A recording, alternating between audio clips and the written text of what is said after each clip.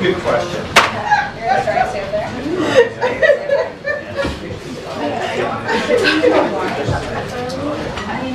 You're fully justified. You have no idea. I'll explain to you the whole thing. Really enjoyed it. That was always good. You should hurry it up. Oh no.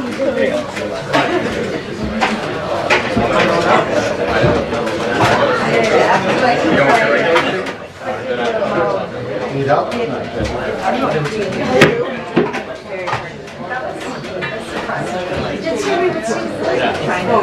didn't know.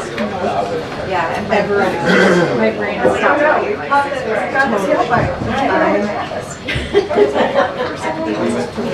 Never work again. I'll never recover.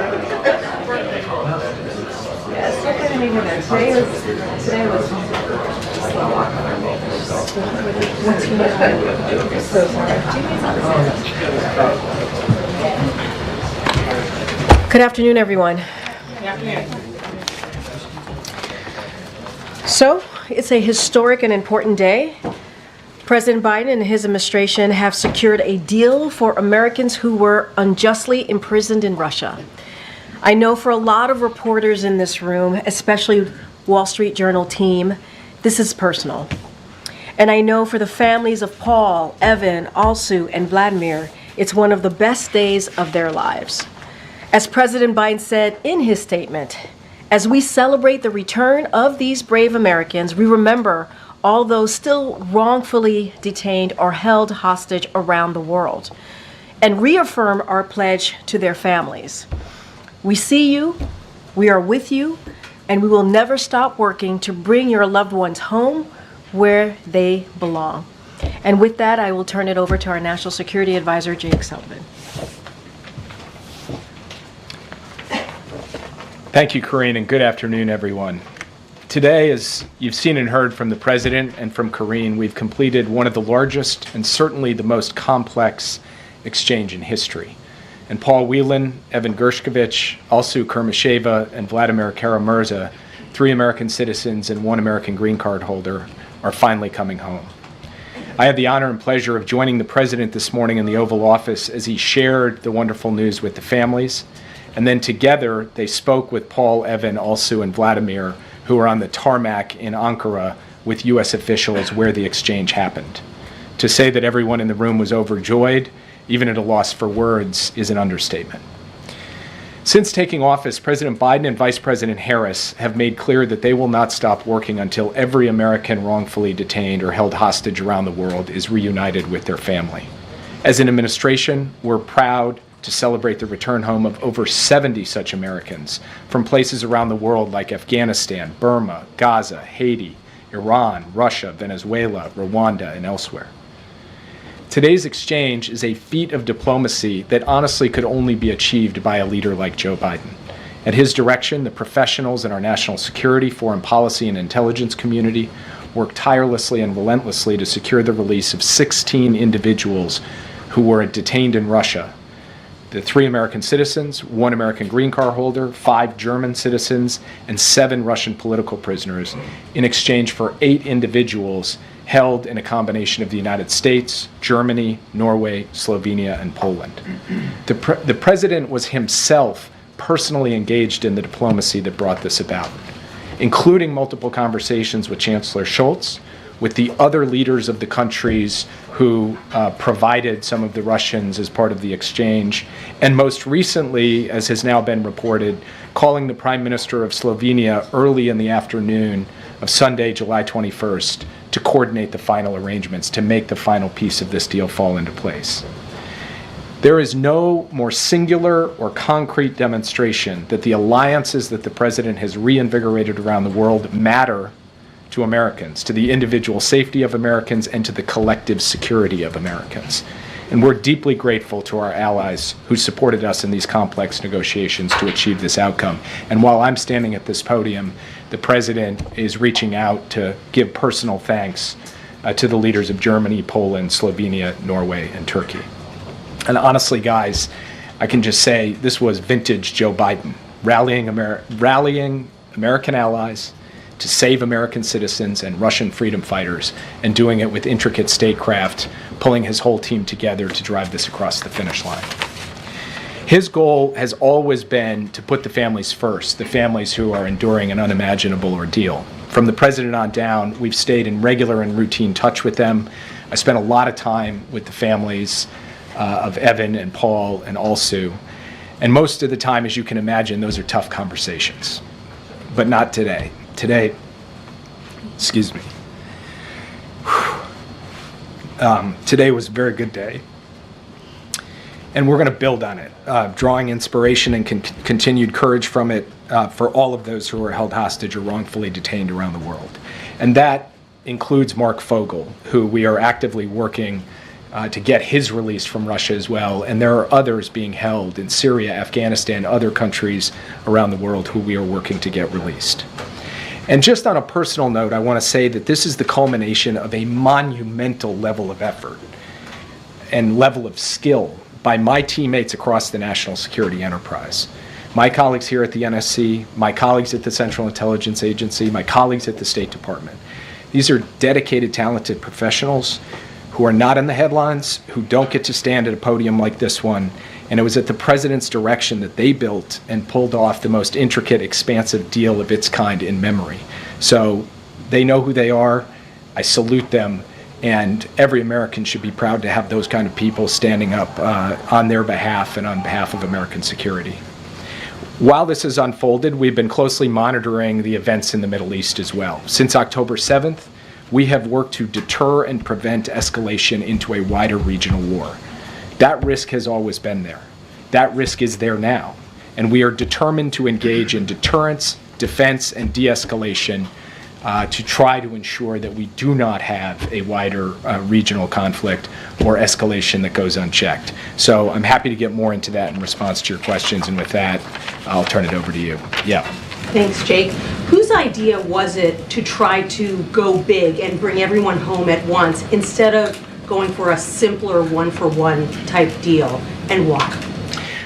That's a great question, which I don't feel entirely comfortable answering because this was an organic process involving a lot of people across our government. But what I will say is this.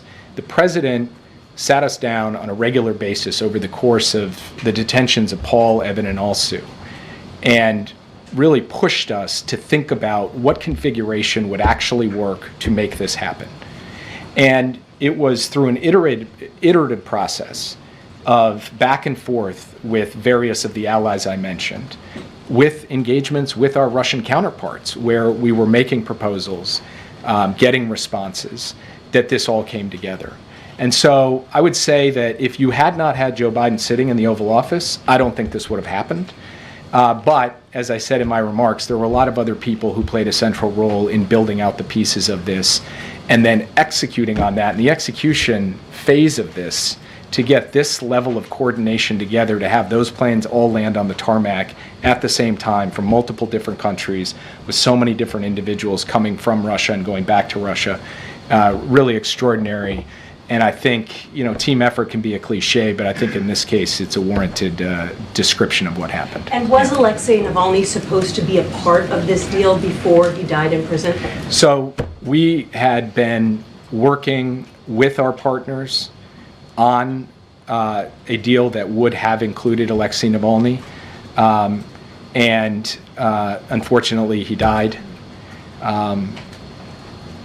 In fact, on the very day that he died, I saw Evan's parents, and I told them that the President was determined to get this done, even in light of that tragic news, and that we were going to work day and night to get to this day. And so that work continued over the course of the past few months and culminated in today. Yeah. You've mentioned it a little bit, but can you describe and give us a little bit more color on that Oval Office conversation just before the President came out Did all 4 Americans get to speak? Did each of the family members get to speak to their loved ones? Did the president tear up? Did you tear up? I saved my tearing up for this podium. I would like to strike that from the record if we could. I don't know if that's permitted. Probably not. So the president invited the family members in at the moment that we received the word from the tarmac in Ankara that the exchange was complete. And he was able to give them the news directly that the exchange was in fact complete. Then Paul, Evan, and Alsu were in one place. Vladimir was actually in another place. So he conducted 2 calls from the Oval Office, one with the 3 American citizens on the phone, and he welcomed their freedom, said, that on behalf of the American people, he was so proud to have them out, and then very quickly turned the phone over to their family members, and each family got the opportunity to engage by phone with their loved one who was out.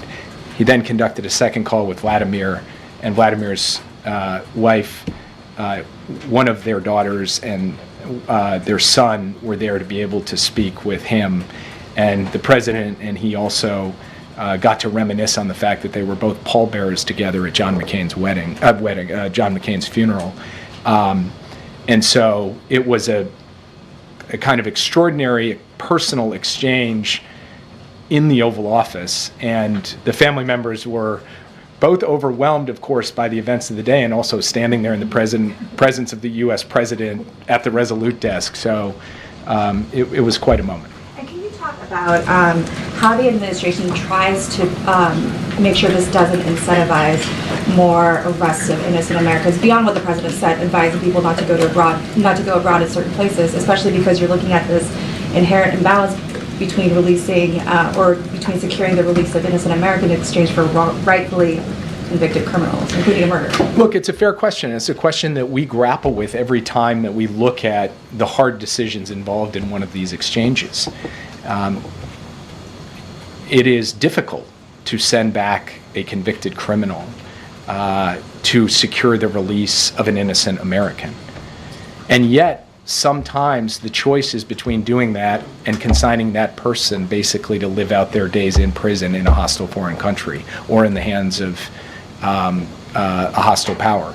So from our perspective, we have assessed and analyzed that risk, and we have judged that the benefit of reuniting Americans, of bringing people home, and also of vindicating the idea that the American president and the American government are going to do what it takes to protect and secure the release of innocent Americans, that benefit outweighs the risk, and that's how we have proceeded. I would point out, in addition to that in periods of time when the U.S. government didn't tend to do prisoner exchanges, Americans were unjustly detained and held hostage overseas. In periods where we did, Americans were unjustly detained and held hostage overseas.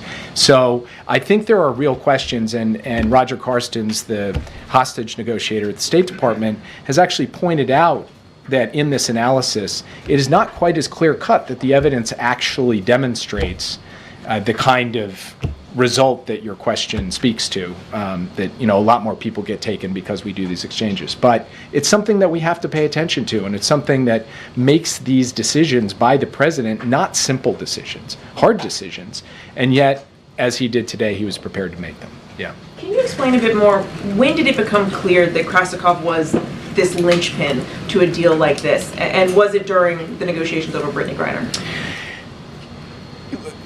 When you're engaged in a negotiation and one side lays down a position, there's not like a light bulb moment when you say, okay, that position is immovable. That has to be tested, and alternatives have to be suggested, and proposals get put on the table and rejected, and new proposals and rejected. So it is less of a aha moment, okay, now we know, and it's more something that you accumulate through the experience of the negotiation. And so over the course of this negotiation, we did reach the conclusion that Krasikov was a key. You've discussed, obviously, the president's involvement, direct involvement in all of this. Can you talk us through any involvement that the vice president had? Was she also speaking directly to other leaders and allies? So, as I said in my opening comments, both President Biden and Vice President Harris have made the return of unjustly detained American hostages an absolute priority. And in this particular case, Vice President Harris actually had an opportunity to engage with Chancellor Scholz earlier this year at an opportune and timely moment at the Munich Security Conference, where she talked about this issue with him. That followed on a conversation that the President had just a short time before that, and it was in the run of high-level engagements and a back and forth that the President and the Chancellor were having that Vice President Harris was actually able to sit face-to-face with Chancellor Scholz and talk through the elements of this. And then I've sat in the Oval Office more times than I can count over the course of the past years, providing briefings and updates on this and getting peppered with questions by both the President and the Vice President, thinking through the strategy, iterating the approach, which she was a participant in very much, a core member of the team that helped make this happen. Jay, two quick questions. One, as it relates to the President's interactions with Chancellor Scholz. It's been detailed to us, but maybe from the podium, you could help us understand. Chancellor Scholz had to make a big sacrifice, giving up Krasikov here, a Russian criminal. What specifically did the German Chancellor say to President Biden about his willingness to do this? Well, I will leave that to Chancellor Scholz because I think for important and sensitive conversations, leaders should speak for themselves. The White House said, he said, for you, and then he said, I will do this. Is that fair? And if so, can you at least detail that? I can confirm that he did say that, but I thought you were asking sort of to elaborate in greater detail, which I'm afraid I don't feel comfortable doing because he can speak to his conversations with the President. What I will say, and President Biden made this point when he spoke to the press just a short time ago, that relationship between the President and the Chancellor, a relationship of respect, a relationship of genuine friendship, had the character of being able to work through this sensitive issue in a way that wasn't kind of antiseptic or professional. It was two guys actually trying to figure out a solution. That was the nature of all of the conversations, and ultimately the Chancellor was able to say to the President, let's do this. Just to be clear, my second question, today is clearly a day of celebration, but already there is some criticism, including from the Republican vice presidential nominee, J.D. Vance, who moments ago said, I think what this demonstrates, I think that really what this shows is that a lot of bad guys across the world are worried that Donald Trump is coming back into office. Your response to those comments? I don't follow. Yeah. Thank you, Jake. Can you talk about what, if any, engagement U.S. officials had with Vladimir Putin as part of this? No engagement directly with Vladimir Putin. What about his deputies? There was extensive engagement with Russian officials over the course of this. I'm not going to get into the details because those channels are sensitive and need to be protected for exactly this reason, because having those sensitive channels enables us to produce results like today. today. And then last week in the Oval Office, President Biden said that he remains committed to bringing Americans home during his final 6 months in office. How important was it for him to get this deal before leaving office? Honestly, I don't think he was thinking about it like, I got to get it before I leave office. He was thinking about it from the family's perspective, which is every day is a lost day. So I want to do this as rapidly as humanly possible. I want to push the pace on it because the longer that these Americans are held abroad, the greater the risk and the greater the pain. So for him, it was really important to do the deal, but less tied to his time in office and more tied to the power and responsibility he had and wanted to exercise to get this done as fast as he possibly could. Yeah. And I just want to follow up on this interaction with the Russians. I mean, does this in any way lay any groundwork for discussions about the war in Ukraine with the Ukrainians? I mean, just to sort of say, look, we've cooperated on this. Is there any path that this creates any sort of goodwill in terms of, creating more discussion? We do not see a link between the hostage negotiation or the detained persons negotiations and any potential diplomacy over the war in Ukraine. We see those as operating on separate tracks.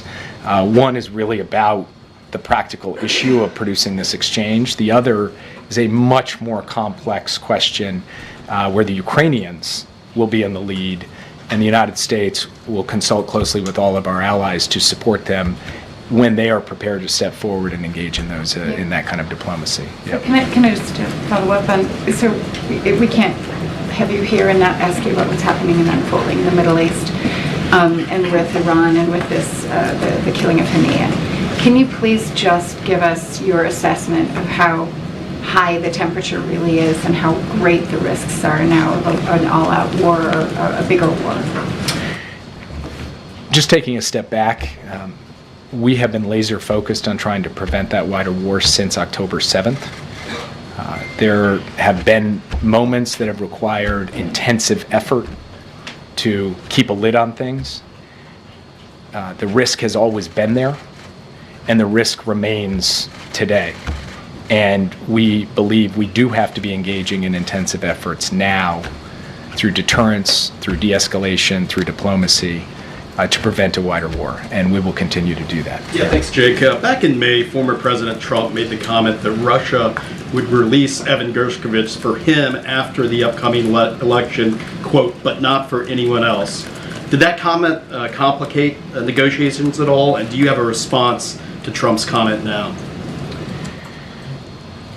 Look, I'm just happy these guys are out and home, and I won't wade into the comments of the former president. What about Jimmy Wilgus? Are you working on him? Yeah. Jake, you noted that the president spoke to the leader of Slovenia right around the time he was making his decision on his political future. How much was the thinking that he had to go through on his future part of this process leading up to these negotiations? Was this something that weighed on him for days ahead of these calls? Look, to be honest with you, the way in which this unfolded played out over the course of weeks, even months, to put all of the pieces in place. So the timing and the cadence of the different elements coming together was a feature of the diplomacy and the decision-making of each of the countries involved. It wasn't about American politics, the American political calendar, president's thinking on other issues. And it did happen to line up on that Sunday in that way, but not through a conscious decision to make it so, but rather because that's when the pieces were falling into place. And that's the moment when the president had to drop that final piece in. And it just so happened to come a couple of hours before he made his announcement. And when do you think we will actually see them on American soil? Will the president greet them in person? I think you can expect to see Evan, Paul, and Alsu later tonight on American soil. And as the president mentioned in his remarks earlier, they'll be landing at Andrews Air Force Base. The president and the vice president will be out there to greet them. Vladimir Kara-Murza is going to be traveling to Germany, and his family, who was here with the president this morning, will be traveling there to join him. But as Vladimir and the president discussed today, we expect him back here in the United States soon for him to be able to see the president and other people in the U.S. government. Yeah. Thank you, Jake. Switching gears for a moment, I want to ask you about the plea deal that was reached with 9/11 suspects by the military courts down in Guantanmo. Republicans are condemning this as showing weakness and calling it a sweetheart deal because it avoids a trial and the death penalty. I was wondering if the administration has any response to that. As we said last night, the White House received word that the convening authority had entered these pretrial agreements that had been negotiated by military prosecutors with KSM and some of the other 9/11 defendants.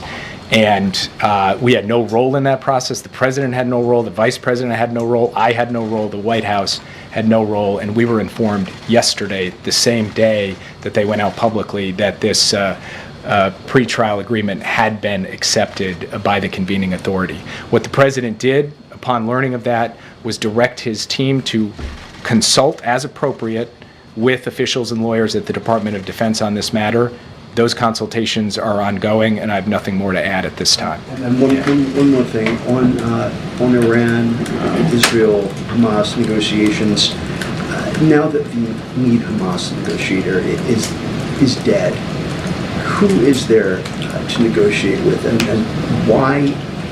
why, in your estimation, would Hamas continue towards negotiating a ceasefire deal when their lead negotiator was just killed by the people they're negotiating with? It is too soon to tell what the impact of his death will have on the negotiations. And so I'm not going to speculate on that, especially in light of the broader dynamics and set of events unfolding in the region right now. What I will say is this: the ceasefire and hostage deal is the pathway to ending this war. It is the pathway to getting all of the hostages home, including the American citizen hostages who are relentlessly focused on getting home, and we remain determined to get it done. Yeah. Did the president have a call today with Prime Minister Netanyahu, or is he having one?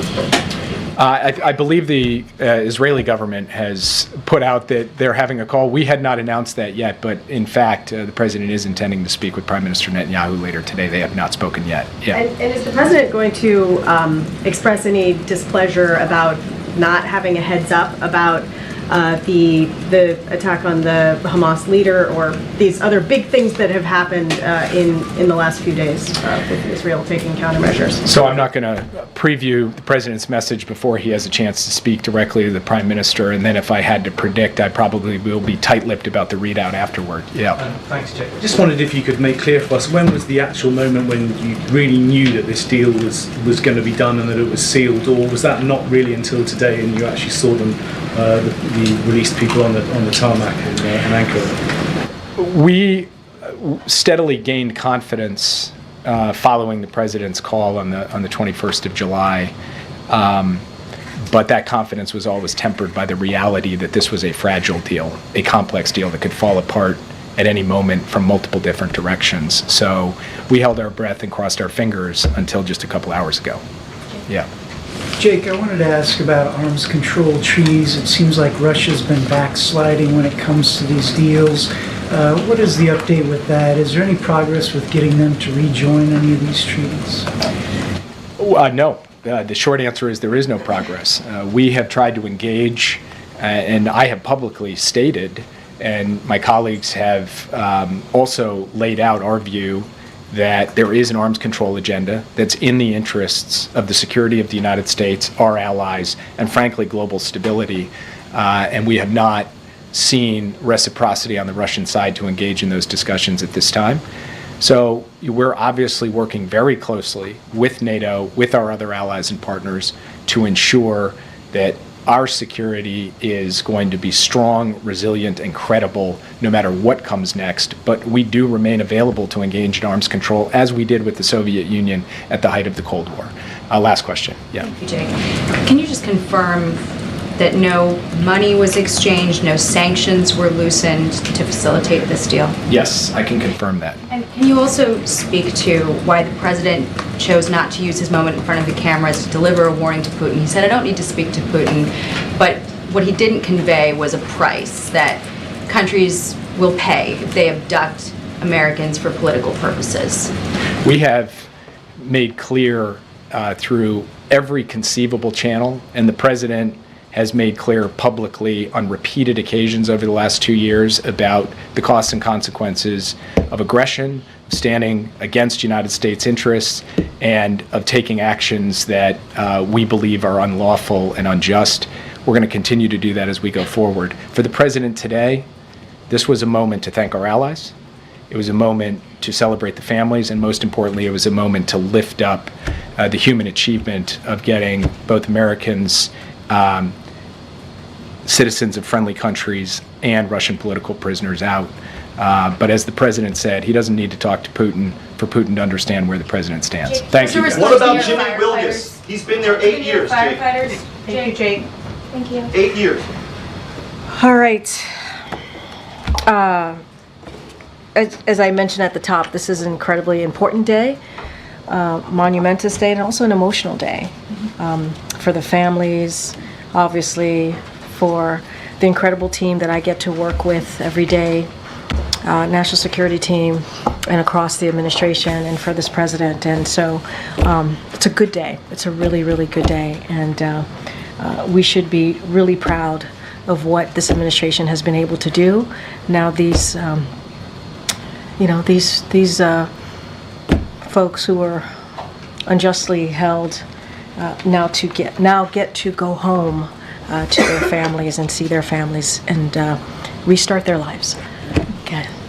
And a follow-up on the 9/11 plea deal, if I may. There's the president still plan to close Guantanmo Bay prison before he leaves office? And is there a realistic pathway to do that in the next 6 months? That's still something that the president wants to do and get done. As far as a timeline, don't have anything for you here, but obviously this is something that he wanted to be done under his administration. Just don't have anything else to read out or preview at this time, but it is something that he's determined to get done. And does he have a message to some of the 9/11 families who wanted to see a full trial, who wanted to see this kind of come to a fuller process? So look, this is basically what Jake said. This is something that we had no involvement in. He didn't have any involvement in, and so the White House played no role in this process, and the president directed his team to consult as appropriate with officials and lawyers and Department of Defense, obviously, and you know, we have said this before. You know, we are. You know, our hearts go out to the families who lost loved ones on that day, and you know, the president on 9/11 has honored them every year, and the families who lost their loved one on that terrible day. And we remain committed. This administration remained committed to ensuring that the military commission process is fair and delivers justice to the victims, survivors, families, and those accused of crimes. And so that is certainly the president's continued commitment here. Donald Trump yesterday attacked, obviously, Kamala Harris's identity, said he didn't know she was black. You reacted to that yesterday, but I'm wondering if the president is aware of those comments. The president's aware. I think he, just like myself and what I stated here and what the vice president stated as well, you know, I'll just reiterate what I said. It was repulsive, disrespectful, and insulting. And we believe, and you know, obviously we're not the campaign here, but we can speak more broadly, that generally that the American people deserve better. They deserve better. And real leaders do not tear people down. They don't question someone's identity. It's just more of the same, more of the lack of respect, and you know, it couldn't be more inappropriate. And he also believes that the American people deserve better. He deserves better. You have a president who has spent the last 4 years and more talking about unity, talking about respecting each other, talking about bringing people together. That's what this president believes. And you see that in any policy that he talks about, right? Whether it's the economy, healthcare, make sure that we respect each other, dignity. That is what the president is about. I'll leave it there. Cat checking. Thank you, Karine. Just hoping for a response to the 9/11 plea deal that spared the architects the death penalty. The New York City Firefighters Union put out a statement. It said, "We are disgusted and disappointed that these 3 terrorists were given a plea deal and allowed to escape the ultimate justice, while each month 3 more heroes from the FDNY are dying from World Trade Center illnesses." Does the administration have a message for them? Look, our hearts go out. I mean, not much more than I can add to what you heard from the National Security Advisor and how I just answered the question to one of your colleagues. And I'll just reiterate, obviously our hearts go out to the families who lost a loved one. We didn't have a role in this. This was not something that we were involved in. And so we are determined to make sure that they get justice, these families get justice. I just don't have anything else to add to what the National Security Advisor just stated from here moments ago. And then on the vice president's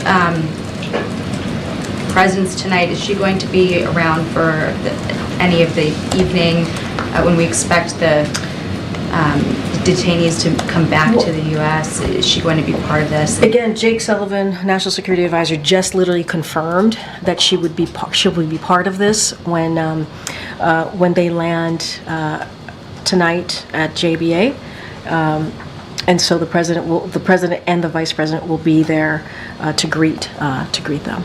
So you just heard this from Jake Sullivan. I wanted to follow up with Jake, but didn't have a chance. It sounded like he almost took a swipe at the vice president, said that if Joe Biden wasn't in the Oval Office, I don't think this would have happened. Was that a swipe at her relative inexperience or some sort of... Oh, I see what you're saying. Yeah.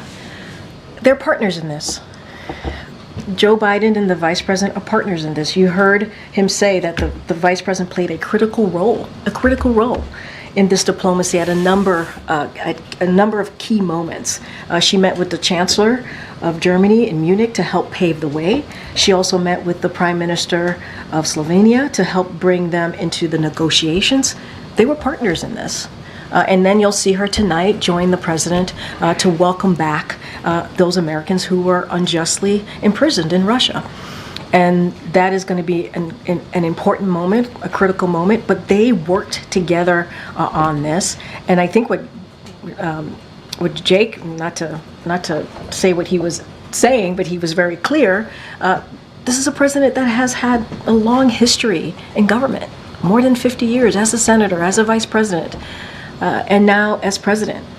It is because of his understanding of the world and the relationships with these leaders that he has had, he's been able to build back up our partnership with allies, right, and also partners. But let's not be very clear here. The vice president has been a partner in this. I just listed out how critical of a role that she played in key moments very, very recently.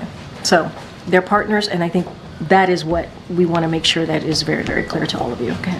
Karine, was there ever any consideration given to asking the Vice President to, come back sooner so she could be part of the announcement today? And sorry. No, I'm sorry. You should finish your question. Well, no, I was just going to ask. I mean, if there was, just for the atmospherics or the kind of visual impact of having her there with the families. Well, just today. to reiterate, she played a key role here, a critical role during some key moments, as I just listed out. But I will remind you that she was at a funeral in Houston this morning. She was speaking at a funeral for the late Congresswoman there in Texas, and that was also, as you know, when you're president and even vice president, you play multiple roles here. And so she'll be coming back today, if she's not back already, and she'll be joining the president and the families as they get to welcome their loved one back from after being unjustly imprisoned in Russia. I just have one more question about the 9/11 plea deal. Can you say from where you sit now whether you think the death penalty would have been an appropriate end, or is that a sort of a matter of principle for you, for the people at the White House, and for President Biden in particular? As you know, the president's been always very clear about the death penalty. I don't have anything else to add. This is something that we learned about yesterday. This is something that the convening authority for military commissions made an independent decision. They made an independent decision. We were not involved. I don't want to get into like specifics on this because we're just not involved at all in this process. And so I'll just be careful here and just leave it there. Okay. Did the president or anyone in the administration speak to the family of Mark Vogel today, to your knowledge? That's a good question. I don't have anything to read out about a particular conversation with the family of Mark Vogel. As you know, our team here have been in regular touch of many of the families who have loved ones who have been detained. I don't have anything at this time to read out with Mark Vogel specifically, but we are continued to be committed. You heard Jake speak to this at the top when he was delivering his remarks to getting Americans home. With each of these exchanges, it is our goal to secure release of as many Americans as we can. That is the goal every time we get into these negotiations, and we're always very careful. We do not do these in public, obviously, and at every step in this process, starting all the way back when we sought the release of Paul Whelan and Brittany Griner, we also sought to release Mark Vogel, as well as you heard from Jake Sullivan. We are actively continuing to do so and are engaged in active discussion on how we can get to that, how we can get to a path to get him home. Don't have anything to read out on a recent conversation with their family. On a separate topic, the Federal Reserve yesterday signaled that it could cut interest rates for the first time since the pandemic. Does the White House believe that's a good idea? Not going to comment on any monetary policy decisions or potential decisions by the Federal Reserve. They are independent. We respect that, and so I'm not going to comment on that. Okay. Just to circle back, Jake did make the point that he believed that this wouldn't have happened if the president wasn't the one in the Oval negotiating. So can you tell us a little bit more about how he's thinking about this very clear work to seal up his legacy? and balancing that with having to support the vice president, campaign for her even, and see her as and treat her as a partner in a subject where he clearly has, a lot more experience. I'm not denying that Jake said that. Obviously, I'm reveal some of his thinking about how he's got to balance this. I think you have to look at this in separate pieces, right? The president has been president for some time. I used to say this all the time: with age comes experience, right? And I think that's important to note.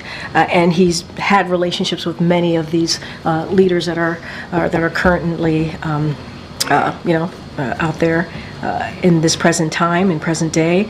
What I also want to state is that the vice president has been vice president for 3.5 years. She has been part of this administration, obviously, not just part of it, but a partner, and has developed her own relationship with world leaders, with our allies and partners. And I think that's important to note. She was part in having conversations with the Chancellor of Germany, for example, in starting to get us on a path for what we're seeing today. And so, obviously, we feel that she's, immensely qualified. That's why the president endorsed her. That's why she is, certainly a partner to him, but also is doing her part in the next, being careful here, in the next 4 months. So I'll leave it there. But look, they are partners. They talk regularly. I think I would say they've learned from each other, right, with this partnership over the 3.5 years. But this is also a vice president who's been a senator, who's been an attorney general, again, a vice president for almost 4 years, and has been in conversation, in critical, important conversations that matter to the American people pretty regularly with the president, having her by the president's side. And I think that matters. And that's important. Go ahead, Karen. Karine, can you tell us about the condition of Evan, Paul, also Vladimir? How is their health, and did that come up when they had those phone calls in the Oval Office? I'm not going to get into details or into specifics or speak about their health. Obviously, they will be landing here in short order in a couple of hours, so you all will be able to see, at least you'll see them for yourselves, but I'm not going to speak to their health from here, not from this podium. Describe that they've gone through a lot. Did they talk? They were imprisoned, unjustly so. Did they talk about that in their phone call at the Oval Office? I'm not going to get into further details to what the National Security Advisor shared here today. I'm pretty sure that when the time permits, they will, I'm sure, at some point, if they wish to, they'll speak for themselves. Get it. Thanks, Karine. So Germany got 12 citizens back on this. Were they negotiating with the Russians, and was this two negotiations that merged, or did this generate out of the U.S., talking about the U.S. prisoners? Look, I think we've laid out in pretty detail on how this occurred.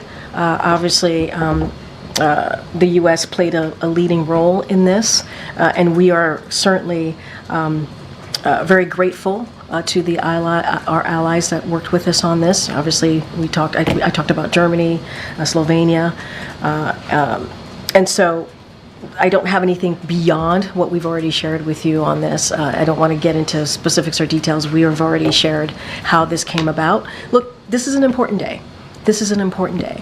And truly, as I've been asked a couple times, because of this president's leadership, we have been able to get this done. We have been able to get home about 70 Americans who were unjustly imprisoned and held in the last 3.5 years. That's because this president has shown his commitment, and the vice president has shown their commitment on doing that.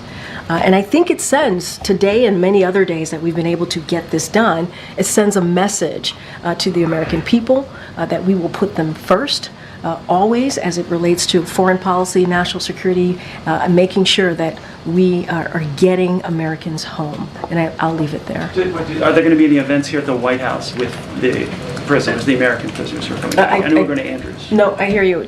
I can't speak to anything this evening. I mean, obviously, they're going to be landing here this evening, and my guess is they're going to want to see their families, hold their families, hug their families. It's been a long journey for them, not just getting home, but these past couple of years. And that is my guess, is that's what they're going to want to do. This is an emotional day. This is an emotional day. And it's a good day. We should be really, really proud of what this administration has been able to do. And don't have anything beyond that. Go ahead, Karen. Ms. Karine, Congresswoman Sheila Jackson Lee is being laid to rest today in Houston, and one of her signature bills in Congress was H.R. 40, which, as you know, would create a commission to study the issue of reparations for African Americans. She took up that mantle from Congressman, the late John Conyers, and after more than 30 years of this bill being introduced, Congress has yet to be able to pass this bill. And as a result, Congresswoman Jackson Lee, when she was still alive, she urged, along with advocates for President Biden, to take executive action. Though the White House has repeatedly said that the president's position is that it should happen through Congress, I do wonder, given with only 6 months left of his administration and to honor her legacy, whether the president is more amenable to taking executive action, especially given the fact that he announced those Supreme Court reforms that came from a similar commission. Look, Congresswoman Sheila Jackson Lee, who the president had an opportunity to go to Houston earlier this week to meet with her family, to offer up his condolences in person, and you saw the statement that he put out after we learned of her passing. She was a hero. She was beloved, obviously by the people in Texas and Houston and the community that she represented, but also beyond that. Certainly her colleagues in the Congressional Black Caucus and in Congress more broadly, and we lift her up and we honor her, not just through legislative action, but obviously honor the work that she has been able to do and what she has meant to so many. As far as the commission, the president has not changed where he is. He believes there should be a commission, and he does believe it should be a legislative process. Obviously, we think it's important. We want to help in any way to get that legislation done, but I just don't have anything else to add beyond that. Okay. Thank you, Karine.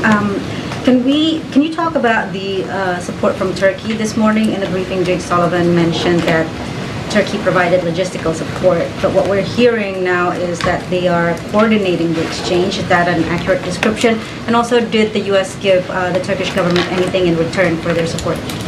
So look, this was a big effort, as I mentioned before, and I was answering a question from one of your colleagues. It took our partners and allies to get this done, and we appreciate every effort that was done by them. Obviously, I think Jake was also asked if there was a phone call made recently to Erdogan. Obviously, I don't have anything to read out at this time, but it was, and they did offer technical support, as you know. I don't have anything beyond that to share, but we are very grateful for the role that they have been able to play to get Americans home today, and so I just don't have anything beyond of what we've already been able to share.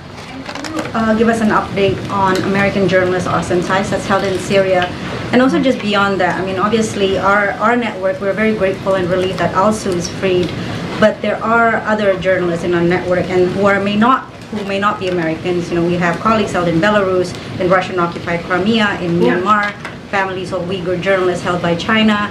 Again, these are not American journalists, but would the White House be able to say a position on their team? So look, I'm not going to go by person and take a position, but the president has been very clear on the importance of the freedom of the press, of the importance of journalists being allowed to do the work that they should be doing, right? Being able to report and see, what is happening on the ground wherever they are, and reporting and making sure they are freely able to do that.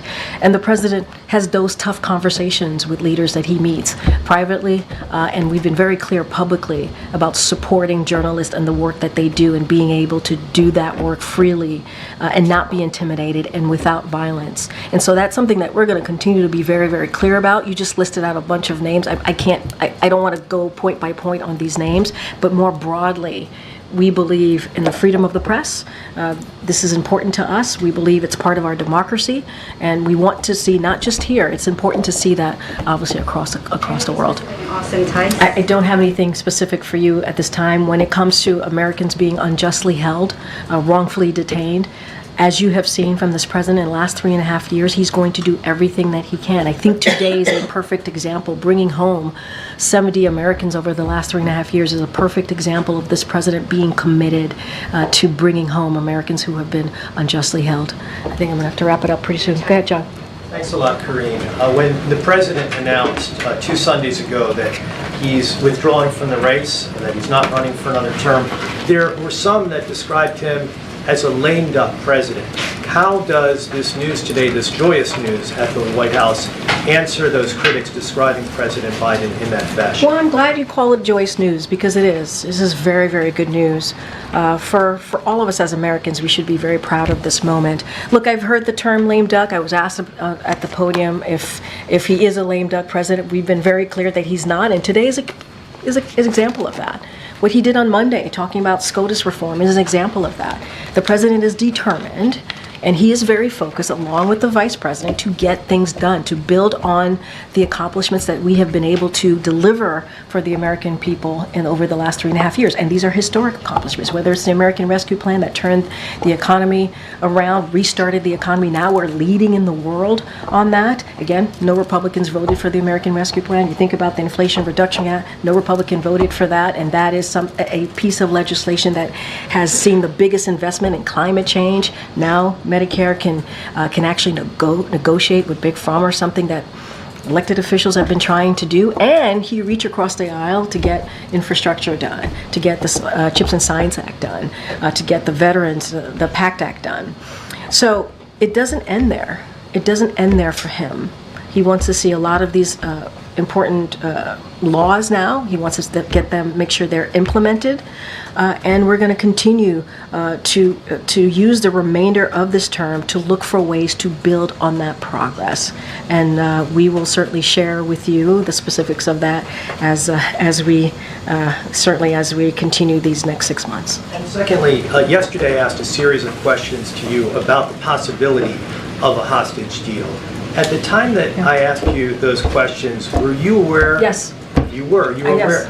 And so, given that you just didn't want to answer that truthfully, you didn't want to spoil the process of the I said I had transfer of nothing. I said I had nothing to share. You have to understand. You have to understand. This is a critical. As these things are moving, it is important. Our main focus is to make sure that we get these Americans home safely. I would hope, as a journalist, you understand that. It is important that they get home safely. That is our number one priority. Number one priority. And now that they are on their way home, the families were here. The families, the president, the vice president will get to greet these Americans when they land here tonight. This is a huge, huge, monumentous day, emotional day. And it is important. That is our goal, to make sure that they get home safely. All right, thanks everybody. Thank you. Thank you.